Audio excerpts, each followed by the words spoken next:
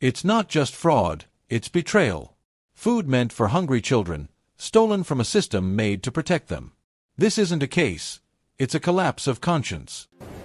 State of Ohio versus Nancy Carabalo. She's present today with counsel Mr. Spelcy and Mr. Edwards. She's previously entered a plea of guilty to 3 felonies of the 3rd degree and a felony of the 4th degree, counts 1, 3, 7, and 9. Court and counsel reviewed PSI and prepared to pass sentence. The state is present and has provided a sentencing memorandum, as has the defense. Would the defense like the state to go first, or would you like to go first? Judge, we'd like the state to go first, if that's okay. Okay, you can stay at the podium. Mr. Meyer? Thank you, Your Honor. Matthew Meyer on behalf of the state. And I'm joined here with me today by Agent Christopher Joseph of the Ohio Department of Public Safety on behalf of the victim, which is the state of Ohio Department of Job and Family Services. Your Honor, we've outlined the relevant points we think are appropriate for sentencing in our sentencing memorandum, so I won't repeat them for you today, other than to reiterate that we believe that the offenses in this case are serious enough to require incarceration. At a basic level, what the defendant did was to take food stamp benefits, food that was meant for children who were in need, one of whom was found murdered and buried in Ms. Rodriguez's backyard. And due to the seriousness of that conduct, which was prolonged, ongoing, and systematic, the state submits that it meets the criteria for incarceration. If ever there was a case deserving of imprisonment, it is this one. Thank you, Your Honor. Mr. Spelcy? Judge, thank you. First of all, Judge, we did have the opportunity to review the pre-sentence report and the court supervised release report, Judge. We find those to be thorough and accurate, Your Honor. And Judge, obviously, Ms. Carabalo stands before you having acknowledged her guilt, her criminal conduct, if you will, Your Honor. I can tell you that her remorse is genuine. Judge, initially when she was confronted, they confronted her at her home in her living room. It was, I believe, this agent along with Agent. This is the prosecution's punch. They're not talking money, they're talking morality. When food for kids turns into profit, every dollar becomes a wound. And several others. And Judge, her initial reaction was a denial, and that quickly vanished in a matter of minutes. I believe her cooperation began that day, and obviously the concern was another matter. The major concern was of the case of the missing child at that point in time. And she cooperated fully, Judge. She's continued to cooperate. Her plea acknowledged that she would continue to cooperate in spite of whatever you do to her here today. She's obligated, and not only by her plea agreement, but she's morally obligated to continue that cooperation. Judge, I can tell you that the letters that you saw obviously paint a different picture of a different person than the one standing before you having admitted her criminal conduct. It's apparent that those letters describe a loving and caring mother, somebody who stood by her children, stood by family members when they needed it the most. Now the defense flips the script, painting Nancy not as a villain, but as a mother who lost her way. But here's the question: can good intentions erase a crime? Obviously, that's a severe contrast to the conduct that brings her here.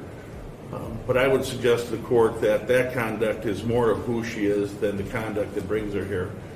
As this court knows that she has no criminal history, Your Honor. She had led a law-abiding life up until this event, and I believe the conduct as described by the government began in late 2016 and continued into 17. The conduct that they described was approximately a year. If I'm mistaken, I'm sure Mr. Meyer would tell me a little more than a year. Judge, I would submit to the court that a term of probation would not demean the seriousness of the offense. I would suggest that her prior conduct, her prior non-criminal record, her characters described in those letters is sufficient in her responsibility that she demonstrated to the court while she was on court supervised release that she is amenable to following probation. Judge, I can tell you that her goal is to pay back, if you will, the people that she disappointed, those being the children that live there, the person that she served. Catholic Charities and her own family, for that matter. Regardless of what you do to her here today, Your Honor, I can tell you that she is driven to restore her good name and hopefully prove that she can be productive again. Thank you. Would you like to speak? You don't have to if you don't want to. Thank you for the opportunity to let me speak, Your Honor.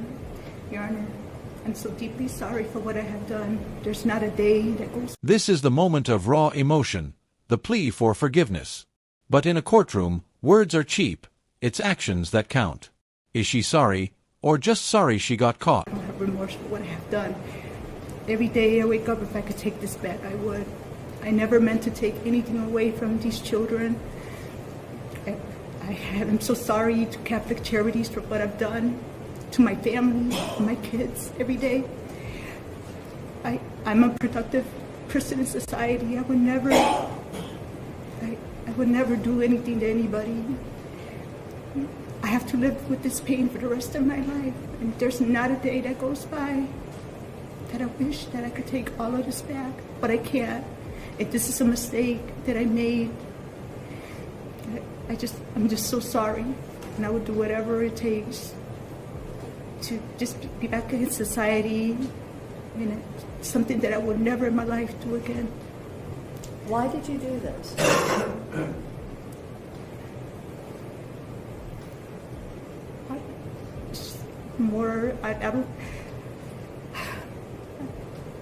I think more because I thought that maybe I was helping somebody in need. How could you be helping her by taking food away? Sometimes I feel like I just got brainwashed, you know. I know I'm an adult, but I just felt maybe I was brainwashed. What was your relationship with your co-defendant? She was just would go to her home, and I was just her worker. We never had a relationship like that.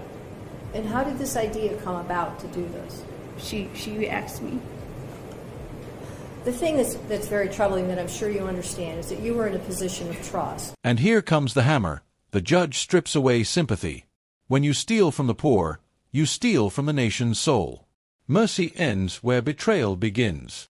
And you were essentially doing the services on behalf of the people in this county that go to work every day, some of whom struggle to pay their bills and feed their children. And they work and they pay taxes, and this money now goes to these services to help people that are less fortunate even than those who are already not very fortunate.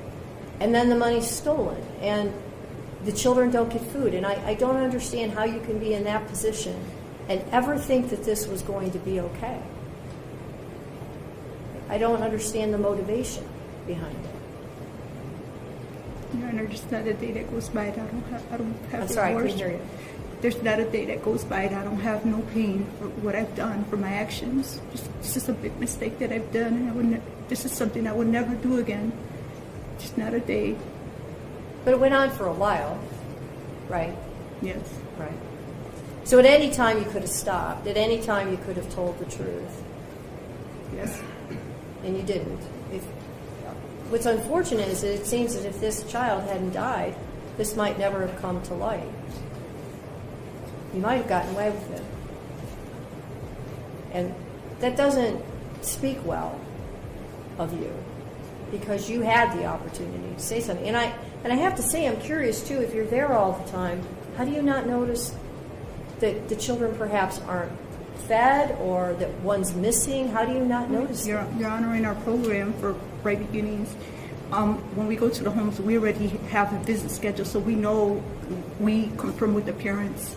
So before we come out, we just don't come to their home unexpectedly. They're not surprised visits. No, they're not surprised. They're planned, and they know ahead of time when we're coming out and what time, and it's confirmed. Well, that clarifies that for me. Well, you know, you are facing a significant period in prison.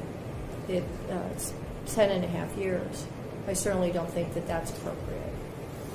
You don't have a prior criminal record, but I also don't think probation is appropriate. This is still a very serious breach of trust. So your sentence as follows. In count 1, a felony of the 3rd degree to 36 months in prison. Count 3, a felony of the 4th degree, 15 months in prison. Count 7, a felony of the third degree, 36 months in prison. Count 9, felony of the third degree, 36 months in prison. All counts to be served concurrent to each other for a total sentence of 36 months. You will receive full credit for any time served. The court waives your fines, fees, and costs due to the remand. There is a restitution request, joint and several, between you and your co-defendant. Your portion is $5,029 payable to Ohio Jobs and Family Services. You will be placed on post-release control for up to 3 years. If you violate the conditions of post-release control, the parole board must impose an additional prison term for up to 1/2 of any prison term that I've imposed. This is a discretionary period of post-release control, and that decision will be made alone by ODRC. Are there any questions from the state? No, Your Honor. Thank you. Any questions from the defense? No, Your Honor. Good luck, Ms. Carabalo. Okay. Thank you. Thank you, Judge.